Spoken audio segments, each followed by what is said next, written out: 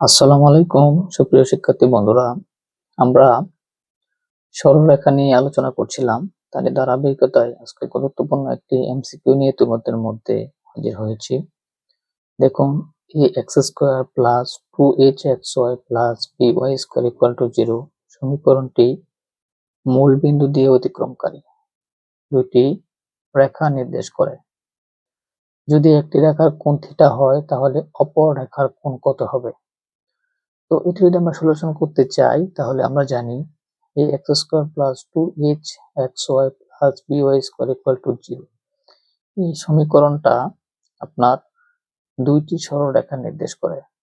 যদি একটি সরলরেখার কোণ যদি থিটা হয় তাহলে আপনাকে সরাসরি মনে রাখতে হবে যে অপর সরলরেখার কোণ হবে পাই মাইনাসের থিটা, অর্থাৎ অপর রেখার কোণটা হবে হচ্ছে পাই মাইনাসের থিটা। এটাকে আপনাকে মনে রাখতে হবে, এটা থিওরি আকারে মনে রাখতে হবে। অর্থাৎ মূল বিন্দু দিয়ে অতিক্রমকারী দুইটি রেখার একটি কোণ থিটা হলে অপর কোণটি হবে পাই মাইনাসের থিটা।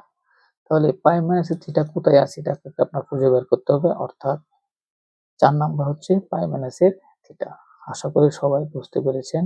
সবাইকে অসংখ্য ধন্যবাদ। আসসালামু আলাইকুম।